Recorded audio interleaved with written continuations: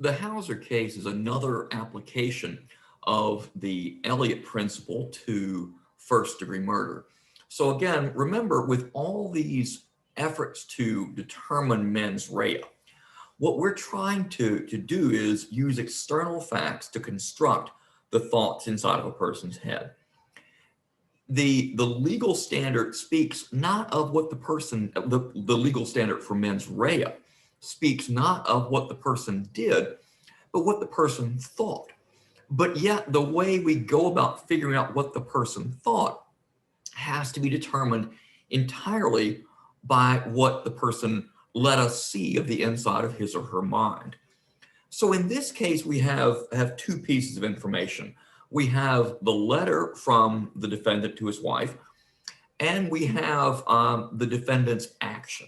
So if we were to look at this in terms of the Elliott standard, what we have is we have evidence of motive that we get from the letter to his wife, but then we also have the method, that how he went about the killing.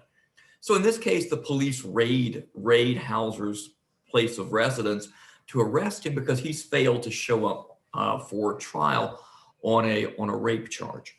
So they go to his house to arrest him. And when they get there, a gun battle ensues, and he's now being prosecuted for first-degree murder of a police officer, which in this case ends up with him getting the death sentence. Now, there are some state statutes that provide for first-degree murder merely because you shoot a police officer, regardless of your mens rea. Pennsylvania's is not one of them. So in Pennsylvania, we're looking to see evidence that there was, in fact, premeditated intentional killing.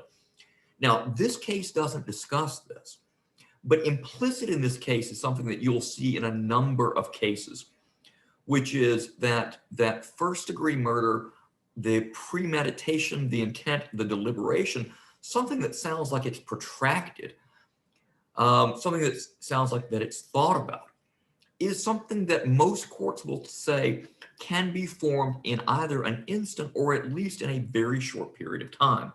And it certainly was in this case, because there's no evidence to suggest that he decided to kill these officers who were executing an arrest warrant in his home until they were actually in his home. It's not like he laid a trap for them or something.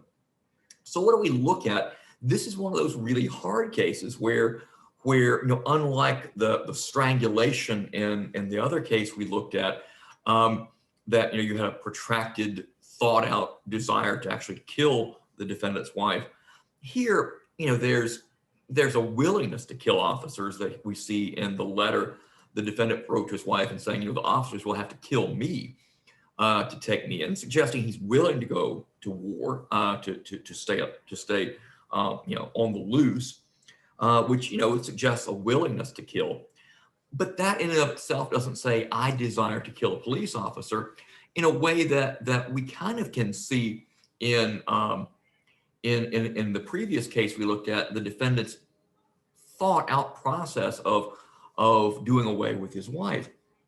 In this case, we have that letter, that's some evidence of his willingness to engage in a gun battle to stay free.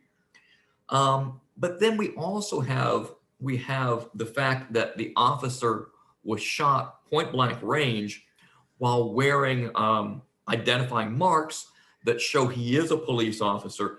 The officer was first shot in the abdomen. Now, here's something very interesting about this case. He's shot in the abdomen. The court says the fact he was shot in a vital organ or in a vital part of the body is some evidence of the willingness to kill. So there have been courts that have said that mere use of a deadly weapon on a vital part of another person's body is itself sufficient to show the intent to kill, enough to go to first-degree murder. Here, it's only one of the factors the court uses. The court then says not only was there the first shot on the abdomen, after the officer's then down and has said officer down into his transmitter, clearly, this is a police officer. The defendant then shoots the victim again in the head. So all told, this is enough to tell a story of premeditation.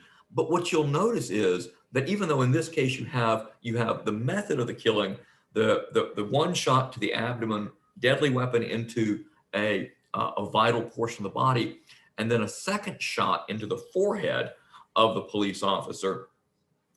Both of those, being deadly, lethal wounds, or potentially lethal wounds perpetrated by a person with with a deadly weapon.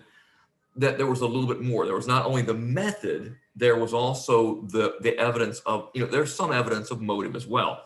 Two of the three factors from the Elliott decision, Elliott also said, is there any planning? There really wasn't any planning. He didn't set booby traps for the officers in case they chose to enter his house. So this is just another example of ways we go about trying to get inside of the head of someone who is accused of homicide, trying to figure out what's inside of them.